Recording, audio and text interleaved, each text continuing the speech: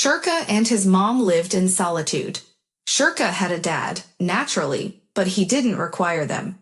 Regarding his father, he hasn't inquired yet. In school, children are evaluated based on their parents' popularity, and in the kindergarten, toy-related matters are more relevant than the presence or absence of a father. Nadezhda made the decision not to let Shurka know that she deeply fell in love with Shurka's upcoming father. When she revealed her pregnancy to him, he disclosed that he was married. He faces issues with his wife, but he cannot abandon her due to her father being his boss. In any event, being without pants wouldn't be favorable, and Nadezhda would hardly require that. She recommended getting rid of the child before it's too late, as she won't receive financial support. If she chooses to proceed, it'll be worse for her. She didn't insist, vanished from his life, and raised Shurka all by herself. Shurka turned out pleasant, and that sufficed for her. Nadezhda toiled as a primary school instructor, and 5-year-old Shurka attended nursery. Moreover, they didn't require anyone's assistance. Following the New Year celebration, a fresh fitness coach arrived at the school. He was tall, well-built, and always had a smile on his face. All the unmarried women among the teaching personnel, and they constituted the majority, immediately took notice of him and tried to impress him. However, Nadezhda was the exception. She didn't pay attention to him, nor did she find his jokes amusing. Maybe that's why he directed his focus towards her. One afternoon, as she was leaving the school premises after class, an SUV pulled up in front of her. The gym teacher stepped out of the vehicle and courteously opened the passenger door for Nadezhda. "Please," he smiled, gesturing towards the seat. "It's not too far from here," Nadezhda said, feeling perplexed. "Just take a seat. It's better to drive than walk, even if it's not far," the gym teacher reasoned. Nadezhda hesitated for a moment, but eventually got into the car. The gym teacher shut the door, took the driver's seat, and asked for her destination. "I'm unaware. I merely possess the count of the nursery." Nadezhda furrowed her brows in embarrassment. "What nursery?" The physical education instructor gazed at her with confusion. "The nursery my son attends," Nadezhda readily explained. "You have a son, a grown one?" For some reason, the gym teacher promptly switched to you, Shurka. "He's 5 years old," Nadezhda replied and took the pen. "I'd prefer to depart." She opened the SUV's door. "Wait. Let's depart." He turned the ignition key. Nadezhda slammed the door shut. It would be fine if he gave her a ride after Shurka. They couldn't have anything anyhow. Why would a man require a woman with a trailer when there are plenty of unattached ones around without children?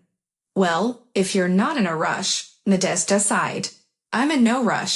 No one awaits me. I have neither spouse nor offspring," the gym teacher promptly revealed, sparing Nadezhda from unnecessary inquiries. "Why like that? Dreadful temperament? Women can't tolerate it. Or hurt by what? That you fear serious relationships?" inquired Nadezhda. "You're so intense. I didn't anticipate it. Yet you seem calm." "Everything occurred, both love and offenses. However, we never got married, and not solely due to my fault. It didn't work out. And temperament. There are no people with impeccable temperament, dear Nadezhda Andreevna. You also have a deceitful appearance. Do you regret that you decided to give me a ride?" "Oh, turn into this yard," she asked hastily. The car halted at the garden gate. "I'll wait," said the gym teacher when Nadezhda alighted. She lingered by the car. "It's not worth it. We live very close to each other. I don't want my son to ask questions later. Do you understand, Nikita Sergeyevich?" Nadezhda looked at him sternly, as at an incomprehensible first grader. "Don't wait for us." She slammed the door and went to the garden. She departed, and Nikita Sergeyevich Suvorov remained inside the vehicle for a few moments, contemplating. Afterward, he initiated the engine and drove away. Approximately 10 minutes later, Nadezhda emerged from the nursery entrance, grasping her son's hand. She breathed a sigh of relief mingled with a bit of disillusionment. Everything is evident. He doesn't require a lady with a child. Well, and excellent. We too, with Shirka, he does not need, she pondered. Nevertheless, the following day, Nikita once again awaited her at the school gate. I know you presumed I eloped after discovering you had a son. I didn't. Get in. Daycare? He casually inquired. Hope smiled and nodded. As she brought Shirka to the car, he gazed intently at Nikita, precisely as he had the day before, then turned his gaze up to his mother. This is my coworker, Nikita Sergeyevich. He toils at our school. Well, what's the matter? Sit down, Nadezhda said playfully and cheerfully to conceal her embarrassment in front of her son. Shirka didn't leap with happiness, didn't hurry to the vehicle. He with a grave expression clambered into the rear seat and gazed out the window. Where are we headed? Nikita inquired, facing him. Somewhere not very far. Without a child seat, they can penalize you, Nadezhda said concerning her son. Then let's proceed to the amusement center. It's still chilly for a stroll. Shirka, do you agree? Nikita asked loudly and merrily. Shirka didn't respond, still peering out the window, as if nothing else mattered to him more than this activity. Nikita grinned and ignited the car. At school, everybody was significantly quiet when Nadezhda entered the teacher's lounge. And when the gym instructor entered, they rushed to vacate the room, smiling unevenly and exchanging perceptive glances. Nikita didn't compel the occurrences, demonstrated patience. Several times following supper at Nadezhda's place, he departed, and the third time he remained until morning. Nadezhda slept poorly, awakened, and glanced at the display of the electronic clock, fearful that Shirka did not catch her off guard in bed with Nikita. Come on, the youngster is big intelligent. Let him acclimate to it, mentioned Nikita in the morning, embraced Nadezhda, and leaned against him. However, she disentangled herself from his embrace and stood up. During the week, her son wouldn't wake up in the garden, and today, by chance, he woke up early. When Shirka entered the kitchen after the bath, Nadezhda was already frying cheesecakes, and Nikita sat at the table. Hi, Shirka said surprised and looked at his mother, waiting for an explanation. Wash your face, then sit down to breakfast. Nadezhda smiled first at Nikita, then at Shirka and approached the table with a pan. Initially, she positioned cheesecakes on Nikita's plate, and only after that, she did the same for Shirka, which the boy promptly acknowledged. Bon appetit, Nadezhda uttered and poured tea into cups. How many spoons of sugar do you require? She inquired Nikita. 2. Nikita kept his gaze fixed on Shirka. Well, let's play a game of who can consume the cheesecakes the fastest. Why? Shirka looked at Nikita with a serious expression. Just because. Nikita chuckled. A real man, when challenged, accepts and endeavors to triumph. So shall we? And he broke off a piece of cheesecake with a fork, putting it into his mouth, and noisily sipped tea from the cup.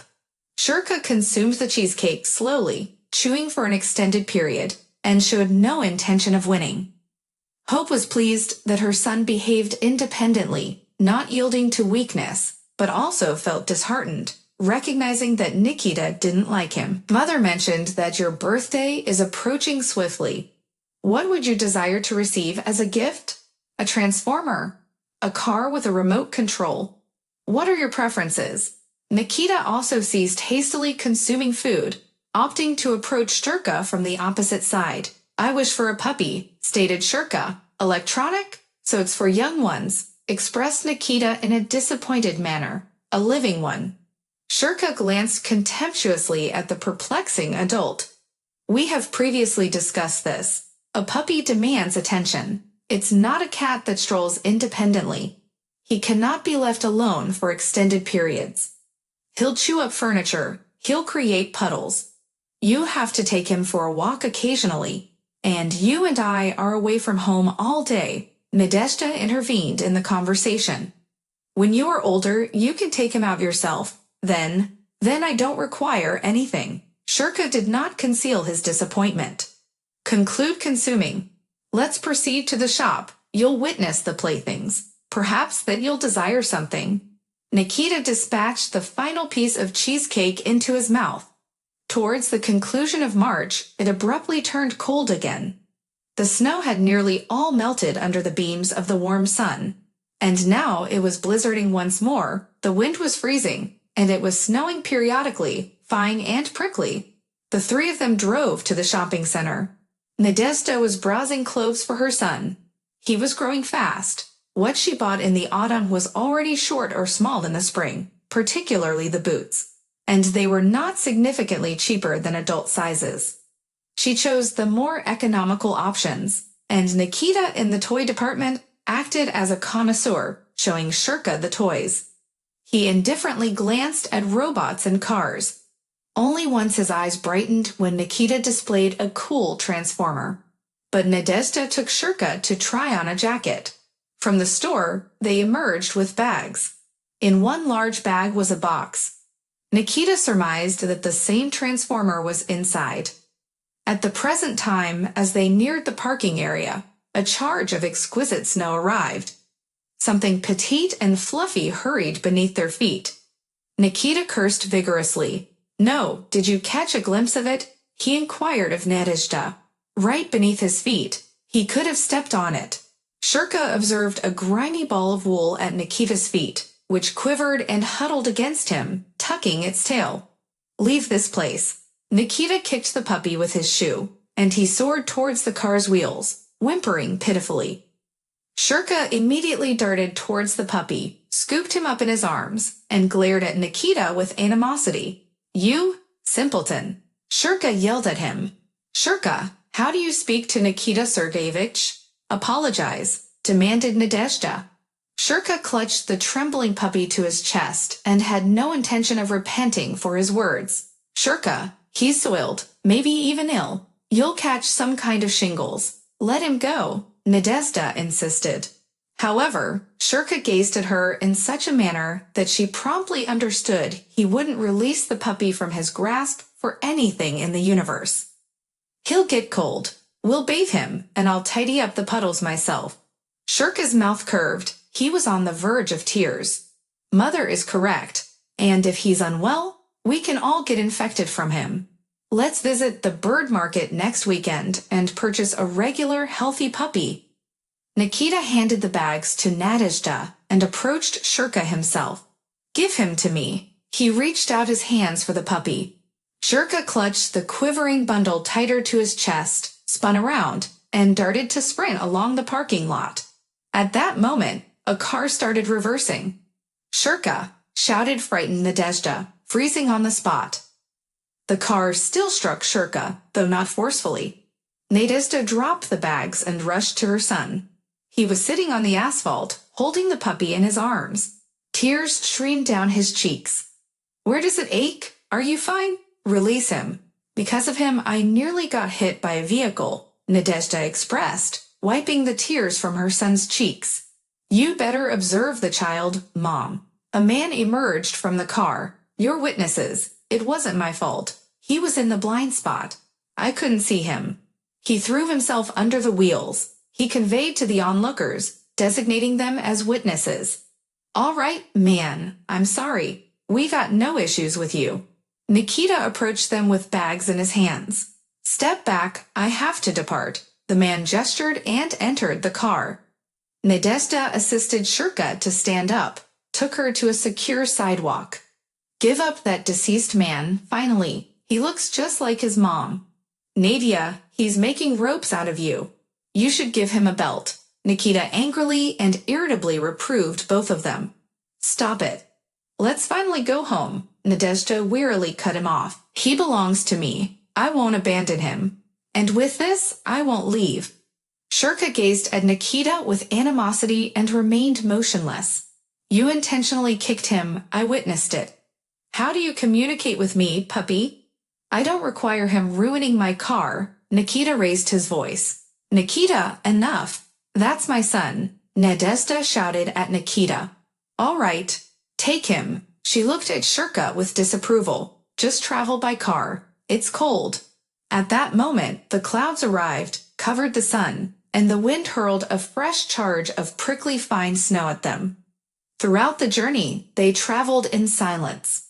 Upon reaching the house, Nadezhda informed Nikita that he should head to his place.